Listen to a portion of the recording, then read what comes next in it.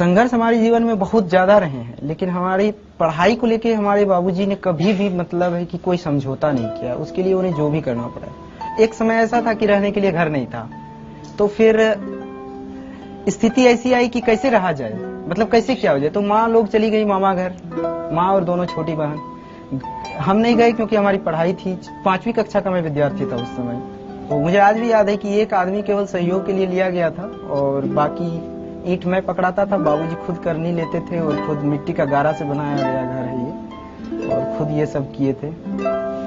तो ये सब जिंदगी के अनुभव है। मैं इसे कभी भी संघर्ष मानता हूँ इसको। दुख नहीं है, ये संघर्ष है। दुख और संघर्ष में अंतर ये होता है कि दुख होता है कि जिसकी क्षतिपूर्ति नहीं हो सके, किसी माँ के लिए उसके बेटे से अलग हो जाना या असामयिक मृत्यु, ये सब दुख है।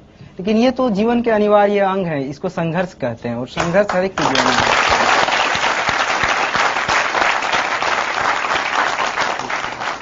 पिता ने आपको पढ़ाने के लिए अपने खेत बेचे भी हैं? जी हाँ, हमारी 80% खेत बिक चुके हैं। और जब पहली बार सिलेक्ट नहीं हुए तब उन्होंने क्या कहा था? हाँ, उन्होंने एक चीज कहा था, मैंने ये चीज बाद में मैंने जाहिर भी किया कि इस भावना को। तो उन्होंने कहा था कि हम बोले कि बाबूजी पैसा कहाँ से आएगा, हम ट्यूशन पढ़ाएंगे मुखर्जी नगर में या यहाँ पर मिल जाते हैं यहाँ पर। बोले कि नहीं, तुम ट्यूशन मत पढ़ाना और तुम अपनी पूरी पढ़ाई जो है अपने पढ़ाई पर ध्यान दो। धूप में मत चलना, ऑटो में चलना, क्योंकि धूप में चलोगे तो थक जाओगे और पढ़ाई पर इसका बुरा प्रभाव पड़ेगा। अरे तुम्हारे लिए तो हम अपनी किडनी तक बेच देंगे। तो ये एक ऐसी बात थी जो मतलब है कि इस तरह की ये भावना इतनी महान है कि इस भावना के कारण हम कभी भी मतलब अपनी पढ़ाई, अपनी कमिटमेंट से पीछे नहीं हटे। एक बात बताइए, आज अगर आपके पिता आपके सामने खड़े हों तो आप उनसे क्या कहना चाहेंगे?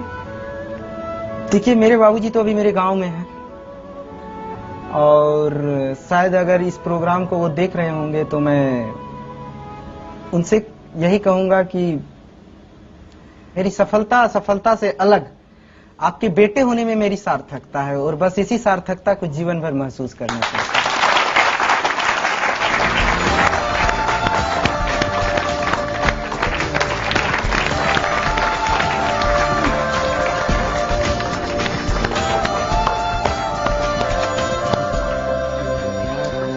ये तो सरप्राइज।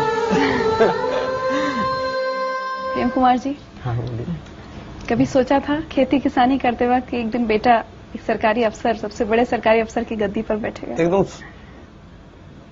जब से इसको पढ़ाई में ख्याल आया तब से मैंने ये सोचा था, ये आज की सोच नहीं है। आपको पता था आईएएस क्या होता है? आईएएस क्या होता है ये पता नहीं था, लेकिन अफसर जो होते हैं मेरे जिला के, हाँ। उसको तो देखे थे। हाँ, सही बात है। कभी अपने बेटे से ये नहीं कहा कि अरे तुम नहीं कर पाओगे, तुम कहाँ, मैं नहीं तुम्हारा खर्चा पढ़ाई का उठा पाऊंगा? मैं कैसे कह दूं, वो कभी नहीं सोचा। मैंने खर्चा उठाने के लिए तैयार था, मेरे पास जमीन थी, जमीन बेच कर देते। मेरे पिताजी ने मुझे मरने के बाद दिए।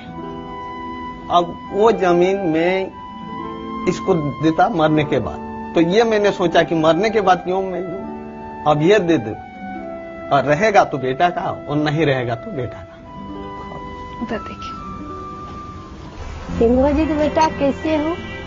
आप खाने पाने के ध्यान दीजिए। आप तुम्हारे लिए गुड़ रोटी बनाई है। आप ट्रेनिंग में ज्यादा खाना पीना का ध्यान दीजिए। आज तुम्हारे लिए हम दुल्हन खज के रखे हैं, रिश्ता तय हुआ है। खाना आपको तैयारी गुड़ रोटी है।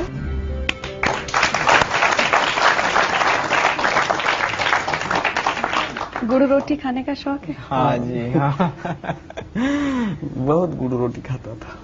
आपसे सारे देश के पिता सीख लें, एक मिसाल कायम की है आपने कि किस तरह से एक पिता अपने बेटे से ये तक कहता है कि मैं ये नहीं कहेंगे कि कोई अपनी किडनी बेचे, लेकिन आपने एक मिसाल कायम की है कि अपना सब कुछ कुर्बान कर बेटे को पढ़ाया, खेत बेचे। आज जिंदगी लाइफ की तरफ से आपको सम्मानित